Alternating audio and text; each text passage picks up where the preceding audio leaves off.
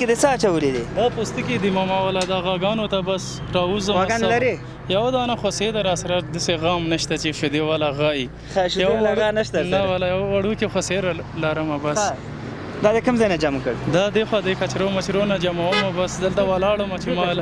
هو همدې نه جمعومه ماله چې لږ پیدا کوم او کور کې هغه مال مې وږېده چې هغې ته ورکړم او نور فامیلي وضع دې څنګه ده والا ماما وجه خرابه ده ډېره یو نه لس نفره یم کور کې زه خپله تنها یم دا د غوا شیدې خرڅوې نه شیدې نه لرم بالکل تی خو نه لري غوا خو دې لري که نه غوا هم نه لري دواړه نه لري نه بس وړوکې ده خوسې ده بچې ده اوس مې او نور دغه اقتصادي وضعیت مو څنګه دی والا ماما بس ګورې دغه وضعیت ده چې بیخي ګډوډ ده حالات زموږ هم بیخي نور داسې ده چې ګډوډ و موږ هم خیر الله به رحم وکړي زه فقط دومره وایم چې بعضې ټیم کې داسې یوازې کښېنې یا په دې مردارو ځایو کې ګوتې وهې او تا ته ذهن کې کله چې څوک ووینې پاک سوتره روانې ذهن کې د څه راځي ناامیدي راځي ماما ذهن کې خو داسې راځي چې کاشکې چې موږ سره هم څه شی یو مکتب ویلی وه سبق ویلی وه موږ ته هم او زه هم یتیم یم ډېر وخت نه زما پلار مړ دی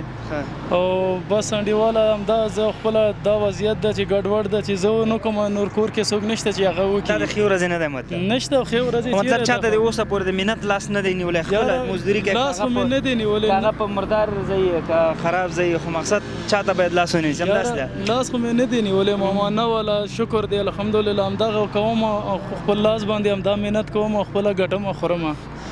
دې کې یو غټ درس موږ تاسو ته هم پروت دی ځینې ورونه معمولي سخته پیرۍ چې هغه ډېر زر تسلیمیږي د حالاتو ته ولې دغه خلک چې د دې نه باید زده کړه وشي ځکه دوی په دغه صفت شرایطو کې حالانکه دلته دې کسرې خوا سره سړی تېرېږي یو بد بوی راځي خو دی هلته ګوتې وهي هغه کې دی ځان ته روزي لټوي خو ولې چاته د منت لاس لاندې نه نیسي یو غټ درس پکې واقعا پروت دی نو دغسې خلکو د مرستې لاسنیوي لپاره موږ تاسو باید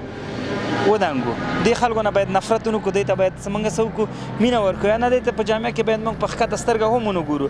اصلي قهرمانان تاسو یې خیر اوسې ماما الله دې قربان شم الله دې خوشحاله بس رب دې رحم وکړي فقط زه 1000 افغانۍ درکوم دا مې ځان ته یو جوړه جامې وکړو صحیح ده خدای په امان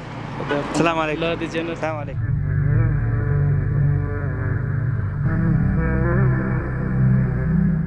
ګران ورونو او خویندو که تاسو هم غواړئ موږ سره په دغه کاروان کې ملګري شئ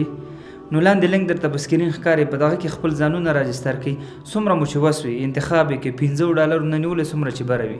هغه انتخاب کړئ ستاسو د مرسته به موږ ته رارسیږي او موږ به انشاءالله داسې بېوسه بېکسه ناچاره کورنیو سره مرسته کوو او دی به په خپلو پښو درو تر څو پورې آینده کې دی ته جوړ وي چې نور غریبانو سره کومک وکړي او موږ حاضر یو چې هره میاشت کې تاسو ته ستاسو د مرستو ریپورټ هم درکړو که چېرته زموږ ریپورټ قانون کودنده نه وي نو کوی سي بیرته په اساني سره خپل ځانونه د دې سیستم نه وباسئ فقط یو ایمیل مو ضرور دی چې ایمیل موږ ته وکړي انشاءالله موږ به ستاسو مرسته کینسل کوو